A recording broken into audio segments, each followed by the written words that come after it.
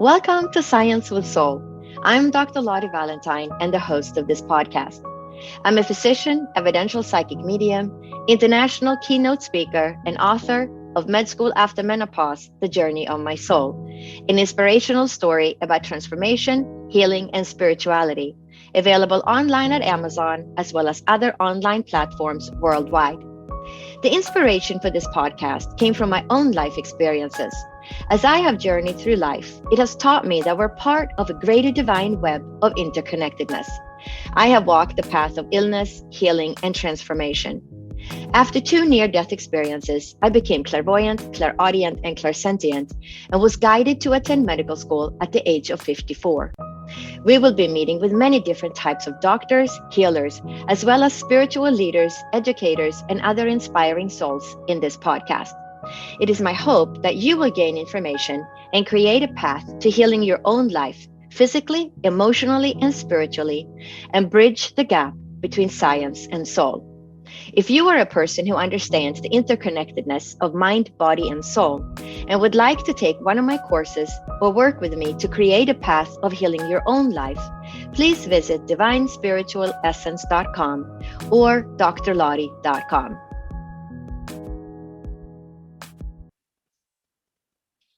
Welcome to Science with Soul. I'm Dr. Lottie and the host of this podcast. I'm delighted to introduce Kelvin Chin, who is joining us for his second interview today to share some of his past lives memories. Kelvin Chin is executive director and founder of the Turning Within Meditation and Overcoming the Fear of Death Foundations. He is an internationally recognized meditation teacher featured in Business Insider, Newsweek, Kaiser Health News, has spoken at the Commonwealth Club in San Francisco, and taught at West Point and in the US Army, including on the DMZ in Korea. He's been meditating for 50 years, teaching it for 47 years, had many experiences piercing the veil, and his past life memories go back 6,000 years. Kelvin is the author of the new book, Marcus Aurelius Updated, 21st Century Meditations on Living Life, a collection of essays ranging from emotions, life principles, meditation, and the spiritual. His first book, Overcoming the Fear of Death, is also a bestseller. He has taught in healthcare and universities and is a graduate of Dartmouth, Yale, and Boston College Law, and has lived in 7 countries. So welcome back, Kelvin. I'm so excited to have you on the show again to share your past life memories with the listeners today. Great to be here with you again.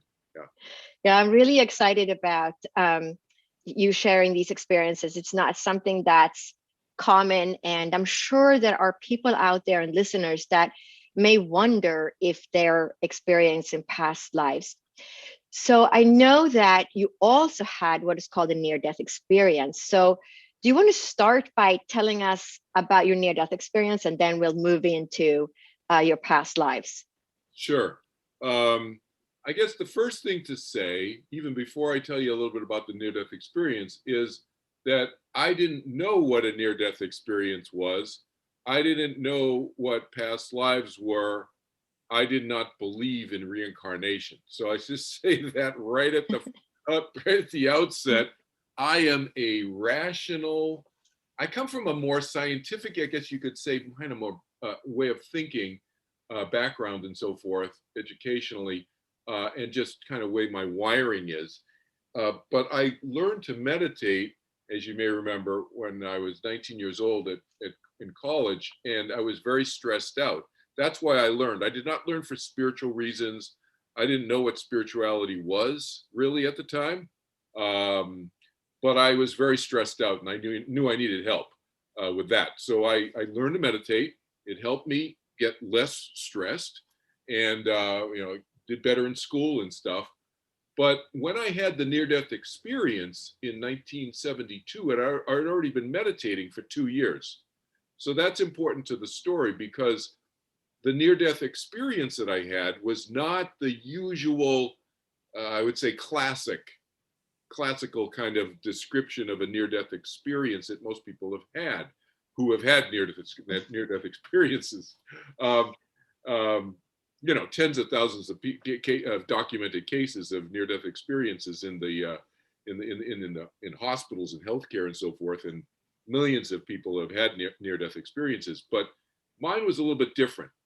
What happened was I was going to summer school at UCSD in San Diego, University of California, San Diego, in La Jolla.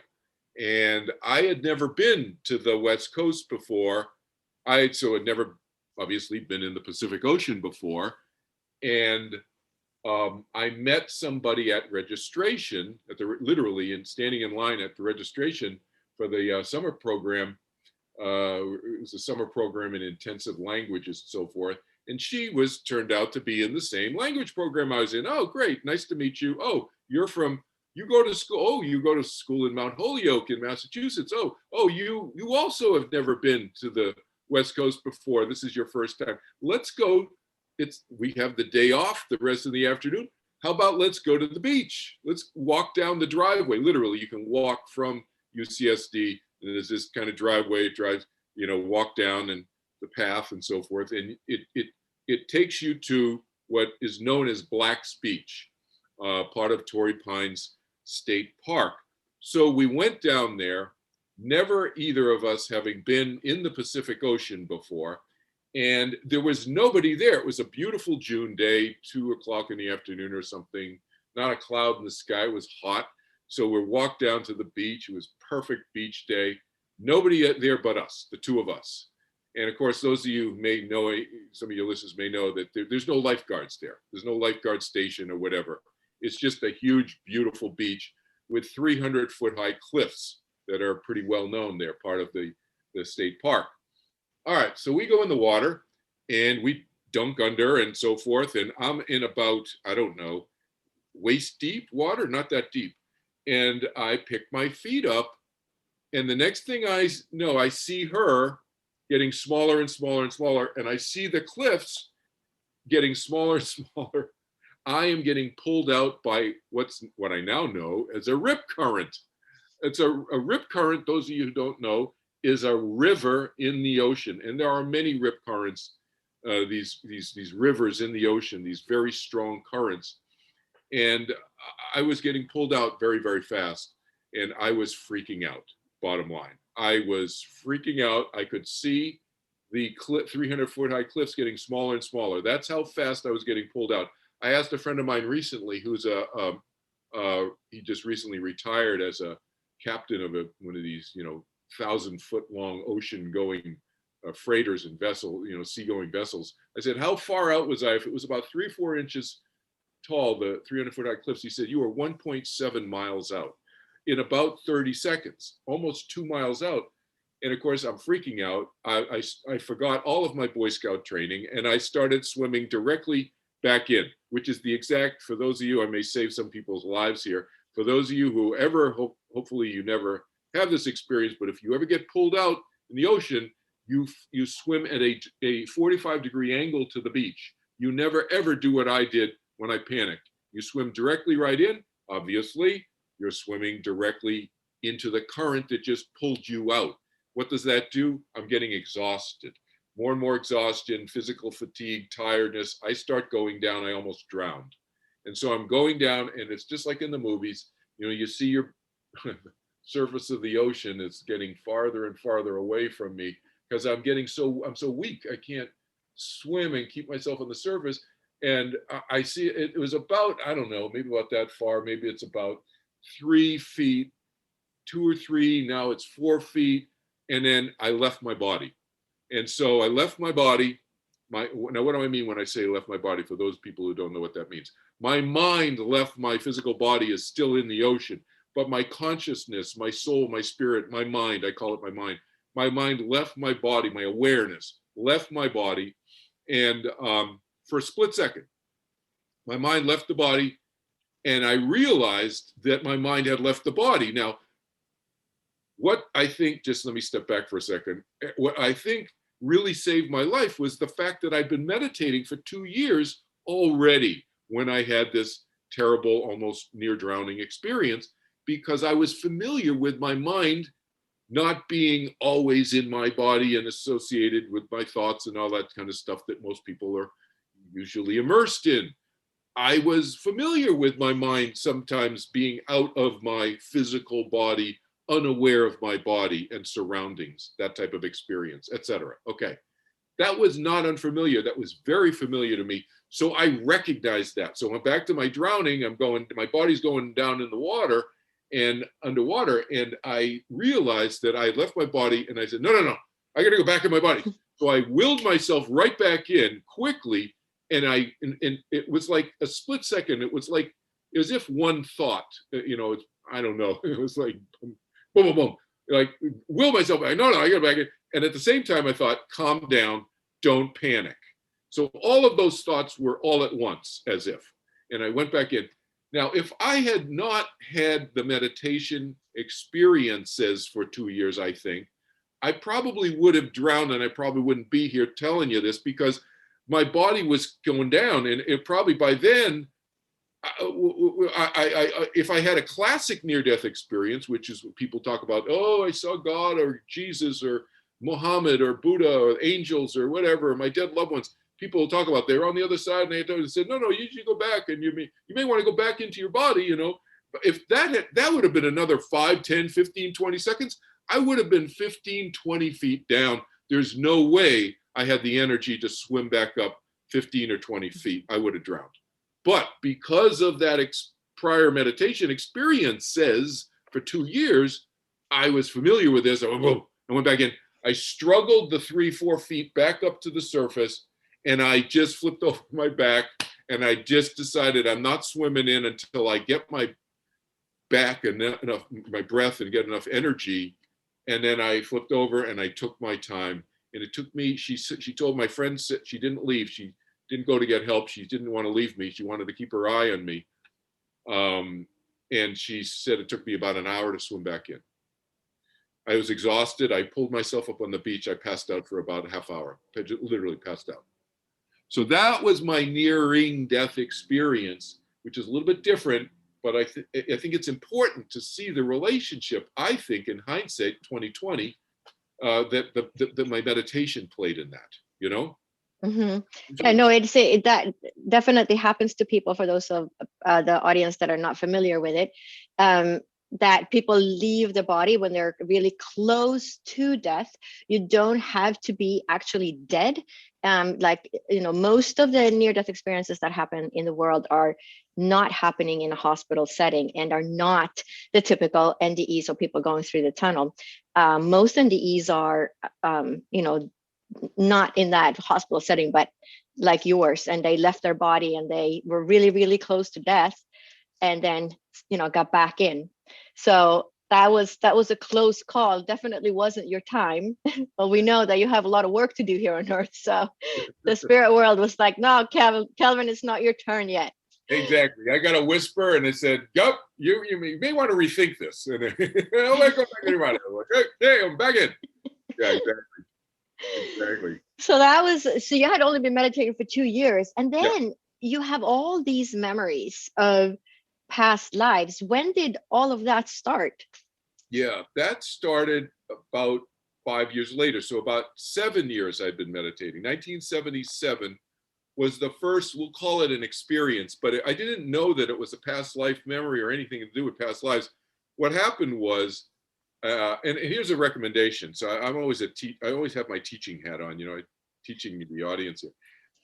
Do what I did not do. So it's like, I recommend that people do what I did not do. I recommend that people write this stuff down. Like, when did this happen? Oh, you had this experience. Now, I happen to know when my NDE was because I know when I went to summer school. But when, and I know when this happened in 1977, generally, because I'll tell you in the story, but I don't know when this first experience happened. Write this stuff down, because you never know when you might be interested in knowing. So it happened sometime in early 1977, whenever, spring, winter, something. I had a dream, and I had this, and it wasn't a regular dream. Lots of people remember their dreams. I remembered my dreams by then, but it was very unusual dream. It was very, very vivid. It was very real.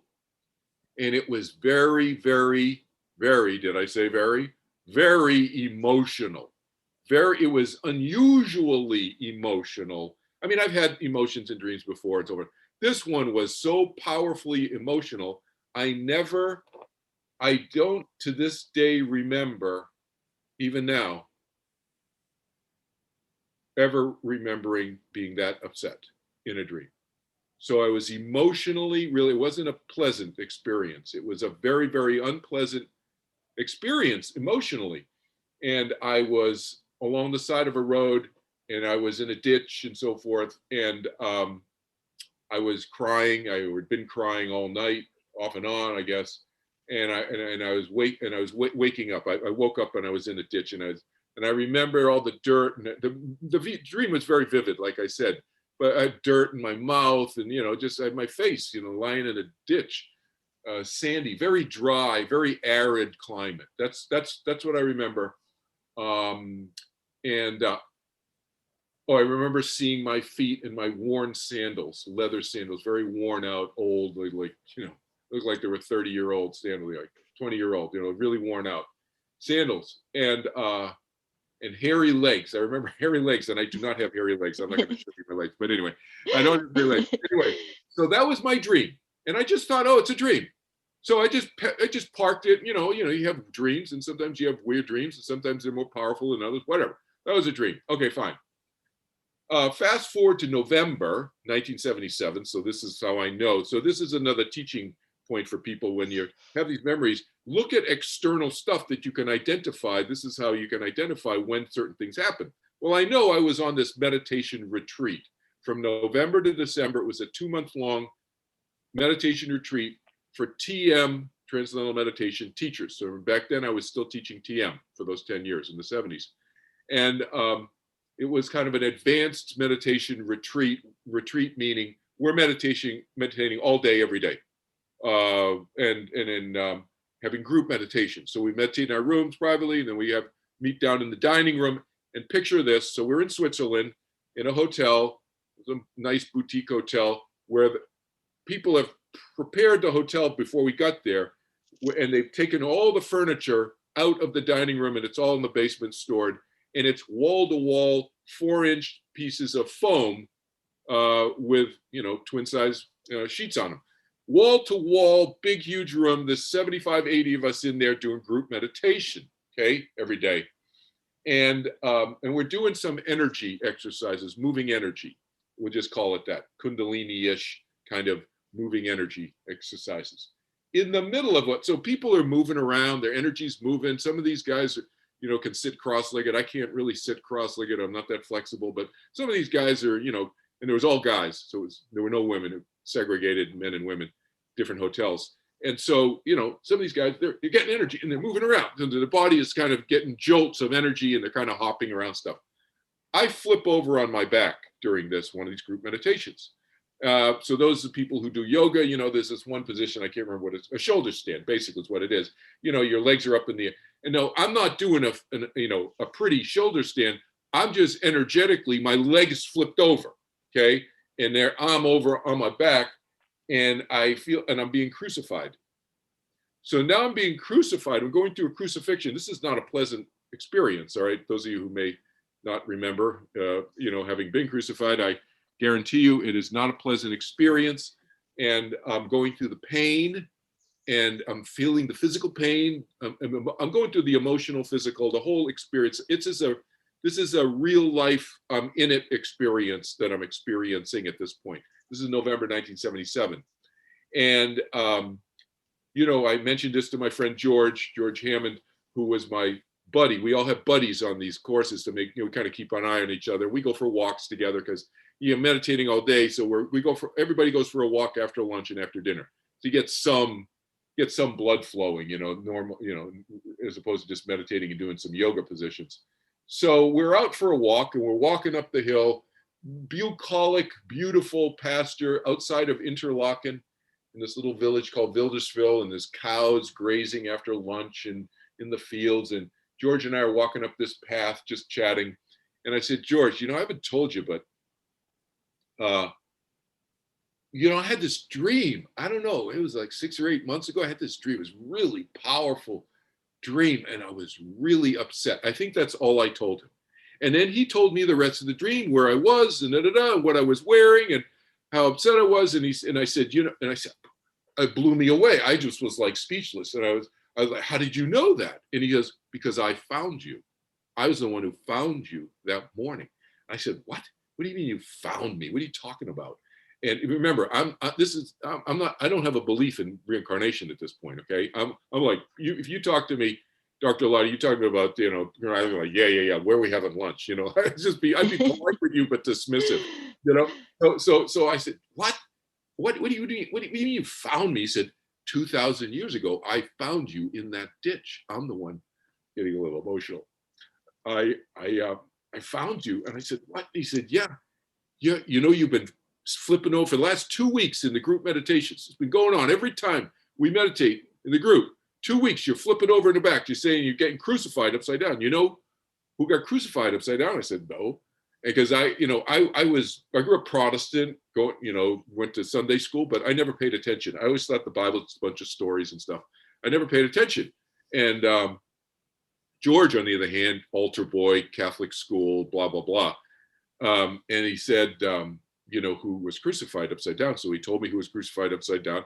And he said, yeah. And then that opened up all my memory started flooding. That was the very first memory that I had in this lifetime of past lives. It's not the first memory I talk about. In my book, the first memory I talk about is my Carthaginian slave memory, because I don't want to talk about known personalities right away. I didn't want to talk about that publicly right away when I first started writing about this 5 years ago. So, but that was my first memory. And then they opened up. And then from 1977 to 79, the floodgates opened up. They had all kinds of memories from that lifetime, other lifetimes, and it was just random. It was not random, meaning non-chronological, non-linear. Some a little bit from this lifetime, another from this lifetime, and another lifetime here, another lifetime here. Like I said, my Carthaginian slave lifetime, that one is interesting teaching-wise, because that one happened to me not when I was dreaming, but that one happened to me when I was just lying down, resting. I was just lying down, resting. And then I saw myself on a piece of wreckage in this. I thought it was the ocean because I couldn't see any land. Oh yeah, was that the one you told last time when you were on the when you were on the ship? Yeah. And you were a slave, yeah. Yes. But that one, so these two are very different, because one, you had a dream, and then this other person recognized it and knew that he was part of that. And then the other one, you were just lying down on a meditation. Yeah, I was just resting. I was just lying, closed my eyes, resting. Yeah. And so that came that way. I've had them come in the shower now that I'm more, open to it. And at first I was like, what? Have I seen too many sci-fi movies? Whatever. But now it comes when I'm doing the dishes, folding the laundry, driving in my car with just with the radio off, just by myself. So it can pop up at any time for me now. So what happens when you're doing dishes? Do you see images, or do you hear things, or how does that information come? Yeah, all of the above. So sometimes all of the above. So see things sometimes. So I'll tell you another one. This is a different, there's a lot of different variations in this story. So in this one, this happened about 1978. Actually, it was like soon after the first one I just told you, when the floodgates started opening. I had this one probably about 3 or 4 months later, in the beginning of 1978. I was lying down resting after I meditated. So I just finished meditating. I was lying down resting. And you know how the TV screen can go on in your mind sometimes? So the TV screen kind of goes on in my mind, and I see myself. Well, first I don't see myself. First, I'm walking into a stone room, and I'm looking down. I see this big, huge 2 foot by 3, 4 foot stone blocks in the walls. Oh, the walls are stone. I look up and I see the ceiling is all stone. It's a big stone room made of big, huge blocks of stone. and I scuba dive, so I can tell vertical height pretty easily. So estimated anyway, and it's about 40, 50 feet high ceiling, 30, 40 feet high ceiling, way up there, big room, nobody in it, no human beings in the room. And all the furniture is pushed to the walls, and except for one piece of furniture. There's a full-length mirror in the middle of the room. So obviously I walk to the full-length mirror, and it's the first time, I think it may be the only time that I've ever actually seen my face. And I saw my face, my whole body in the full-length mirror. It was a full length, and I could tell that I was really a big person because I took up the whole mirror, and you could tell it was a big, big mirror. And what I saw was a big guy with reddish hair, a reddish blondish beard, and wearing full-length chainmail with a white tunic and a cross. And so I was a crusader. Now, when I had the experience, what I'm going to describe to you happened in a split second, but I'll break it down. This happened like in a millisecond, what I'm going to say to you. So I saw myself, I recognized myself, I knew it was me. I had just knowingness. How do I know that I'm talking to you on this, on this call right now? I just know. I don't have to go to my neighbors and say, could you come over and tell me what I'm doing right now? I just know. That's that knowingness, that level of knowing. I knew it was me. And then doubt went in to my mind. It wasn't even a thought. It didn't even rise up. It was just doubt, obviously doubt that was me. And then a millisecond, like energy shot from my feet up through my body, out through the top of my head, like a fire hose of energy shot through me with knowingness. So it went knowingness, doubt, knowingness, in like really fast in a millisecond. So then I relaxed, and then I had the floodgates open on that memory. I remember being in battle with, rocks in your teeth. People don't realize when you're in the Middle East, in the desert, in the desert, you're in, on horseback with all this armor and everything, you get chainmail and weapons and so forth. The horses, these 1,600-pound war horses, are kicking up a lot of dust, and there's hundreds and hundreds of them doing this. And so all this rocks and in my teeth, I'm having that level of real life kind of visceral sensory experience, not just a visual. I'm having the visual along with the emotion and the smell of sweat and the feel of what my shoulder muscle feels like wielding a very heavy broadsword, because they're all custom made, of course, but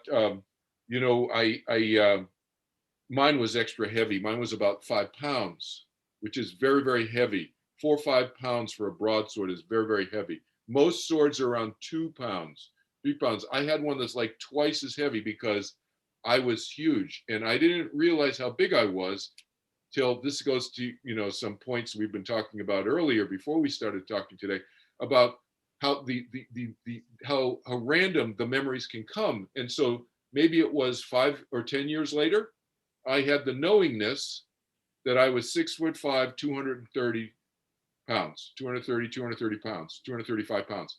I was big.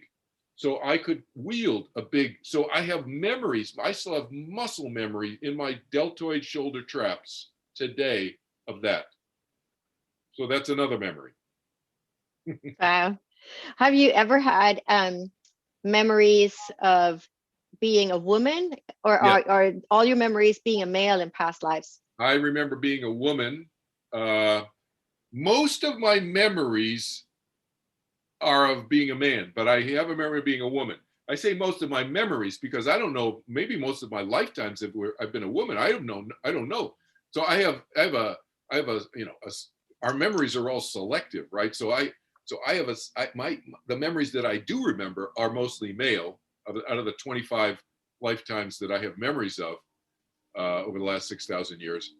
I don't know how many lifetimes I've had over the last 6,000 years, but I only have memories of 25-ish of them, around 25.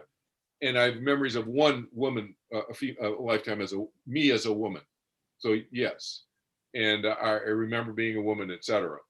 I also have a memory of being an animal in between lifetimes. This is an important point because I think people forget, or I don't know if they forget, but you know, they forget that they may have been animals before, and and I was an animal in between human lifetimes. So people often think of, you know, they look down on animals. Oh, animals don't have a soul. Animals can't. You know, anybody who's had a dog or a cat knows that the dog and cat has a mind they can make up their own mind. You know, they have a mind of their own, let's just say. And I think that's true of all animals. So I have a memory being an eagle in between human lifetimes. I think I was an eagle somewhere, I'm guessing maybe in the 17th century or something, like in the 1600s or something, I'm guessing, something like that, because I had already had several lifetimes as a Buddhist monk before my memory as an eagle, because one of the things that I remember being my eagle memory, I've had the memory for a long, long time, for decades, many decades, I don't know. But more recently, within the last year or two, I had additional memories from the eagle lifetime as follows. I remember swooping down. I was over this huge wooded area. I can still see it. And I'm swooping down from about, I don't know, 300 feet or something, way up, 400 feet up. And I'm swooping down and I'm just gliding along the treetops of the forest. There's no buildings, there's no people. I don't see anything other than trees.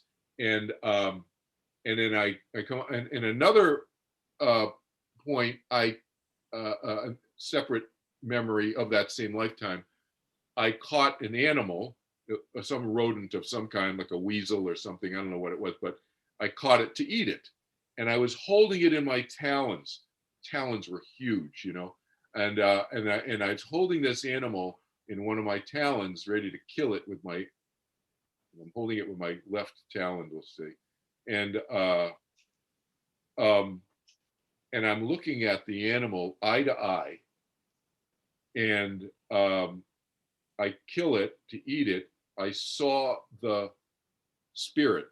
I saw the soul, the energy of that animal leave its body. I'm an eagle having this experience. Okay, so people who say, "Oh, animals, blah blah blah," no. Animals have souls, spirits, consciousnesses. And the other memory that I have of that lifetime also is I remember flying, thinking, I just love the solitude. And it reminded me of a past life. So I'm an eagle having a past life memory of being a Buddhist monk. And it reminded me of being a Buddhist monk and how much I liked the solitude of that. Sometimes I like solitude. I like people too. So, but sometimes sometimes I like being alone. And I remember that being an eagle.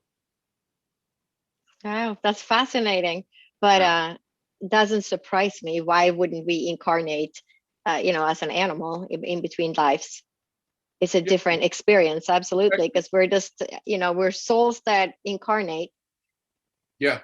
Yeah. Before being human or while being human. Whatever. I probably have been animals before I was human too, like many people, and who knows what, you know what I mean? It's like not just animals, but who knows what before, whatever. I think my consciousness has manifested in a life form, we'll just call it, that had a mind, a consciousness, Mhm. in various forms of life. Yeah. So why do you think we keep reincarnating? What's the purpose? Oh, I What? think we do it because we want to do it. That's my experience. Is that we choose to do it, and may choose to do it for all kinds of reasons. I don't think it's a punishment. I think that's a mistaken thinking that somebody in some religion concocted to try to make people feel badly and to try to control people. I think that's why people do stuff like that. They create regulations and rules that are useful to kind of create fear. Then therefore you can use fear to control. So whenever you see fear based on anything, I think that's a huge red flag. So I think that we choose to come back at various times in various forms, male, female, animal, human, tall, short, this way, that way. to the extent that we can control that. We can't always control the tall and the shortness thing. I think I willed myself to be tall this lifetime. Everybody in my family, my clan, there's nobody over 5'9". I'm 6'2", 6'3". So it's like nobody, most of my relatives are all 5'2". My mother was 5'0". My father was 5'6". So I think we can control some things. We can't control everything. But I think, to your question, we choose it. And so why do we come back? I want to be with certain loved ones. I have certain relationships I want to have with certain people. And or maybe I have some unfinished business with some people. Maybe I wanted to have a relationship with somebody in another lifetime 2,000 years ago, and I couldn't because I was married and I chose to be faithful to my wife. I mean, I'm just thinking, who knows, right? And I want to be with, and so we get together on the other side. We say, hey, let's get together this time because we couldn't that time. Or maybe we're brother of mine, we want to get together, and maybe we've been brothers before, but we're not going to be brothers now, but we were brothers before and we worked, whatever, just a lot of different reasons. And I think we choose it is the bottom line. I think people don't remember that. People don't remember that most of the time, that they make the choice. They may want to come back. I tell people jokingly but seriously, maybe you miss the soft serve ice cream. You can get soft serve on the other side, right? But it doesn't taste the same if you don't have a tongue and salivary glands. You need that human incarnation. Yes, we need fluids and organs to taste things. The soft serve is just not the same on the other side. So last question. Yeah. What past life memory do you feel has had the greatest impact on you in this life, and why? Oh, I think, the greatest, it's really hard to say. I think the Carthaginian slave one, which is why I talk about it in my first book, is not only do I want to talk about it because it's not a known person, like somebody who led the Third Crusades, et cetera, who's 6'5" and 230 pounds. There's not too many people. You can kind of figure out who that was. But Carthaginian slave is I'm just a Carthaginian slave. So I wanted that out there, but also, because we're not always known people, but also I wanted that out there because of what it taught me about myself, because it taught me that I could will myself to stay alive on a piece of wreckage that was like 4 or 5 feet by 12 feet wide, a piece of wreckage of the wooden ship that I got blown up from. And I could will myself to stay alive, even though I was I could have died probably 100 times during the several days I was roasting on that before some fishermen saved me. So I willed myself to stay alive. So what that taught me, the power of my mind that I've used today in getting laid off and trying to raise a family and support a family. 5 times since I was 50 years old, I've been laid off. That's not easy. That anybody who's been lost their job during the COVID or in the 2008 downturn or the .com bust in 2000, anybody who's lost their jobs when they're 50 years old or older, it's not easy to get a job again. So I pulled myself. I accessed that knowingness, that knowledge about myself and my mind every time, to pull myself together, to show up at the interview and to be present and to have good energy, right? Very important. Not easy. Yeah. It's not easy when you're feeling desperate and your credit cards are maxed out and you're feeding a family of 4 and you've blown through the pension retirement fund already. Not easy. Not. So that's the biggest one, I think. And of course, others memories that I have shown me and given me, I'd say, more confidence about just letting it out there about that it's what I'm doing now over the last 6 years, really, because I never thought I was going to talk about this stuff. That's why I never journaled this stuff or wrote it down. I never thought I would be publicly talking about it. I talk about it with my friend George, the one I told you about, because he's had his memories a couple of years before I started, and then, here's a quick story for you. How do you know that this is not imagination? It's true. People will say, how do you know it's not just imagination? I questioned it for years until I started having outside corroboration. And I had another recent outside corroboration in 2018.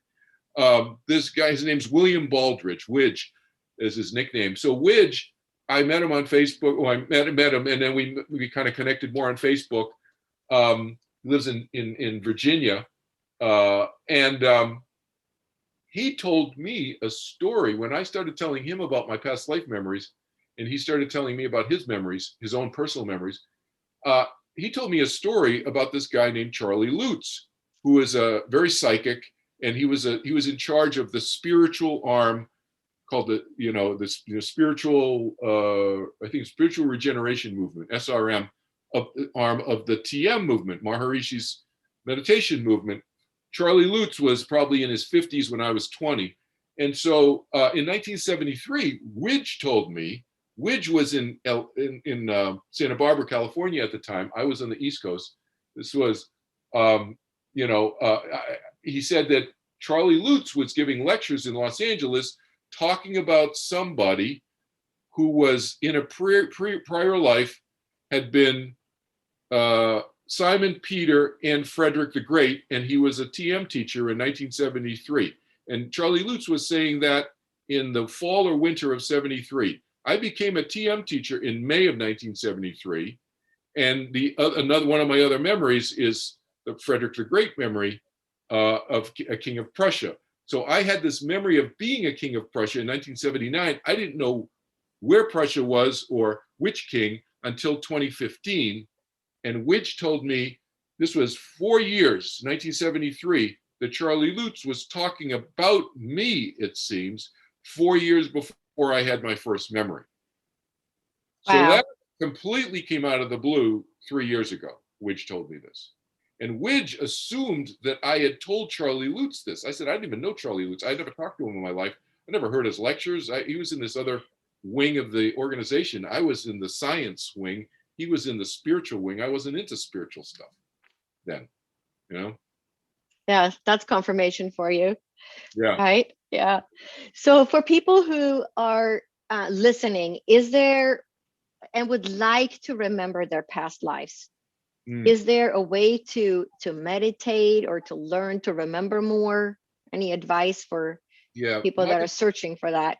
Yeah, my advice is to meditate. I think that getting rid of our barriers. So what does meditation do? Meditation does a number of things, but just to distill it down to two things, it expands our conscious capacity of our minds, and it gets rid of our old baggage. We call it stress, anxiety, fatigue, whatever, but old emotional baggage too, that we can carry around for hundreds of thousands of years.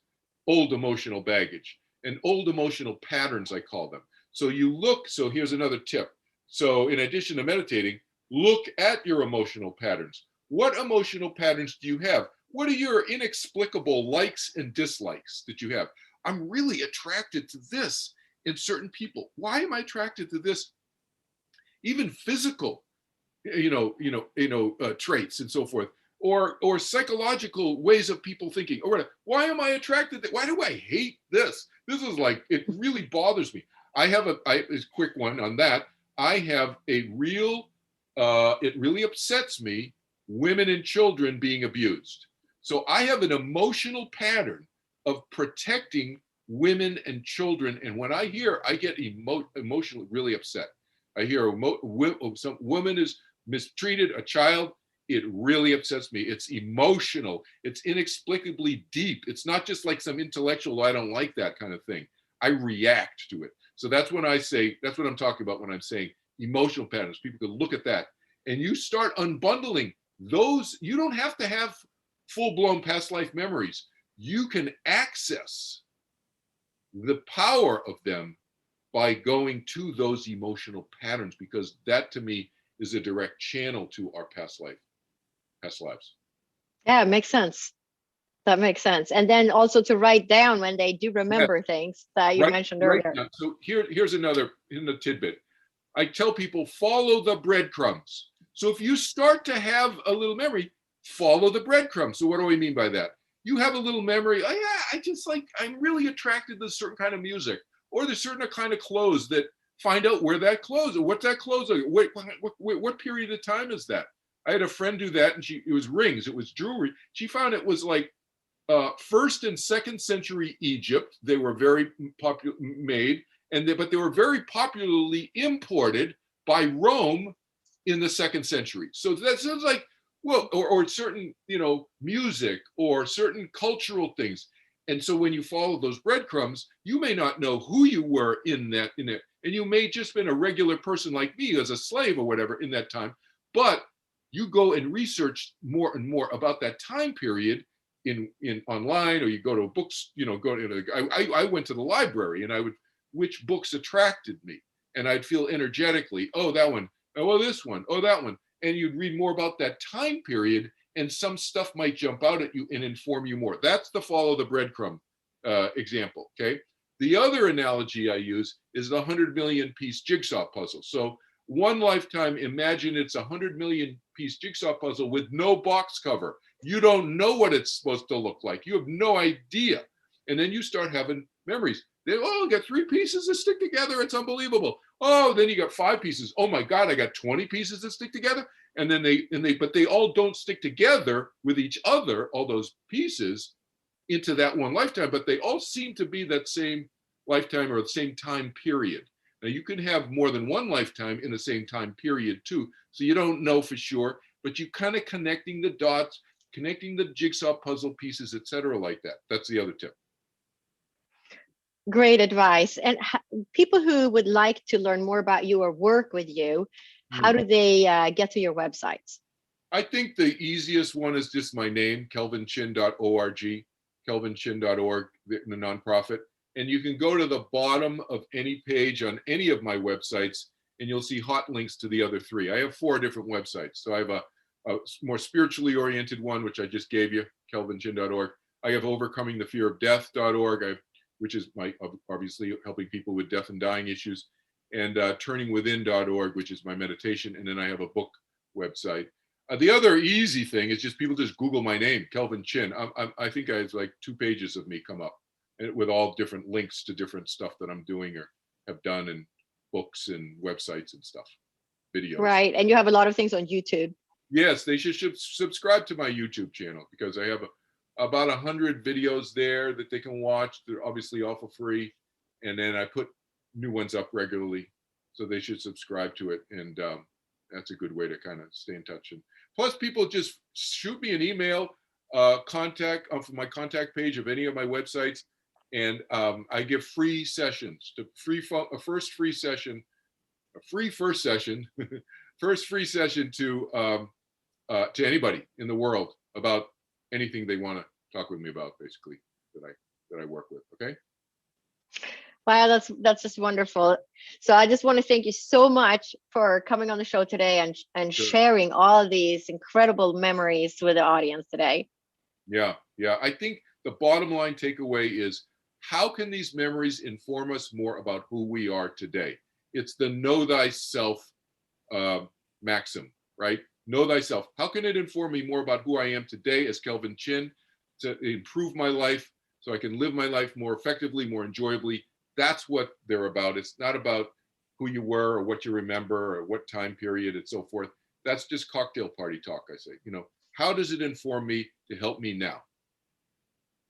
That is excellent advice, because people tend to get carried away with, titles or who they were and how important they were. But so that's a really good advice. So again, thank you so much for joining us today. You're very welcome. Great to be here. Thanks.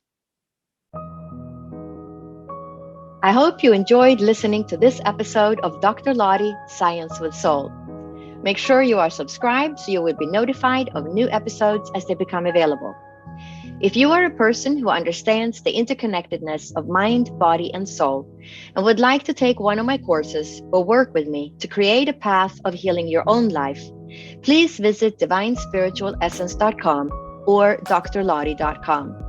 My book, Med School After Menopause, The Journey on My Soul, an inspirational story about transformation, healing, and spirituality, is available online at Amazon as well as other online platforms worldwide.